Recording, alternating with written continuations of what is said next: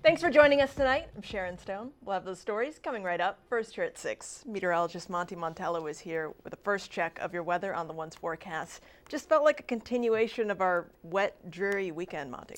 The son-in-law of Billy Graham died today. Danny Lotz had a heart attack while swimming earlier this week. He spent nearly 2 days in ICU. Major athletes teed off at the Pro-Am this morning at the Wyndham Championship. A few are causing big excitement for this year's tournament. Our JV Ricks has been covering all the action. He joins us live from Sedgefield Country Club with more. JV.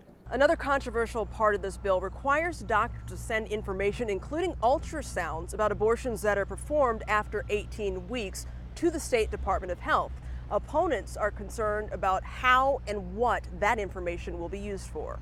In Raleigh, Cheryn Stone, Time Warner Cable News. Thank you for joining us tonight. I'm Cheryn Stone. We'll have those stories coming right up. First here at 6 o'clock, meteorologist Doug Lindsay is here with the first check of your weather on the one's forecast. And Doug, we had some rain just in time for the kids to go back to class. Yes, we did. A roller coaster day at the New York Stock Exchange as stocks just plunged. Let's get the latest on the economy now from our team on Wall Street. The drop is blamed on fears about the Chinese economy, but investors are seeing opportunity. Bob Costner takes a look at the impact and the long-term predictions. Less than 24 hours after Governor Pat McCrory committed to signing this new abortion bill, opponents say the 72-hour waiting period is a direct campaign promise violation. Governor McCrory says that's not true. Due to my work and others' work, we did not add further restrictions to access. McCrory says signing this abortion bill does not counter a statement he made during his campaign for governor that he would sign no further restrictions on abortion into law.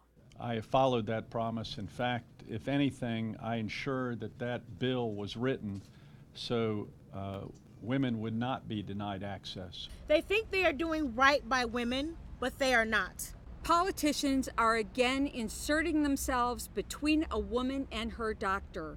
Mandatory delays do nothing to dissuade women from having abortions.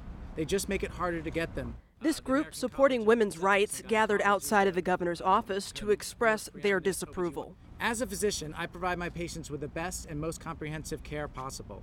Our relationship is built on trust, privacy, and open communication.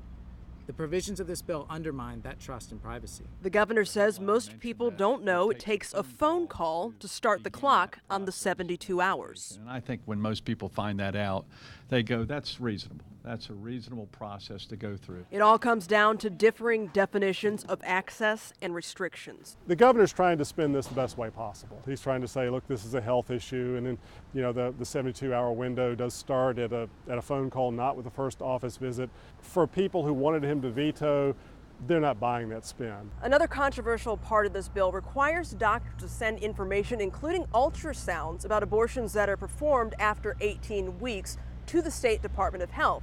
Opponents are concerned about how and what that information will be used for. In Raleigh, Cheryn Stone, Time Warner Cable News. We've got a crowd waiting for the Pope to step off the plane. I heard them chanting earlier, "We love Francis, yes we do, we love Francis, how about you?" And we walk with Francis every day.